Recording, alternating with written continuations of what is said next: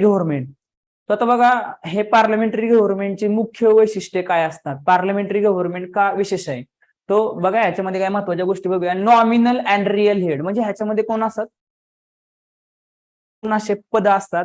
एक असतो nominal head, की जो नावाला हेड आहे, नॉमिनल हेड म्हणजे नावाला हेड आहे. आणि एक असतो रिअल हेड, की जो एक दुसरा असतो तो खरा हेड आहे. खरा हेड म्हणजे तो खरा हेड, त्याच्या हातामध्ये खरी ताकद असते, खरी पॉवर असते. त्याच्यामध्ये डिसिजन तो म्हणजे त्याच्या हातामध्ये तो डिसिजन चेंज करू शकतो, नाही का, असं म्हणजे प्रत्येक ठिकाणी तो डिसिजन घ्या, त्याचं डिसिजन महत्वाचं असतं. त्या माणसाला म्हणायचं रिअल हेड आणि नॉमिनल हेड असं असतं.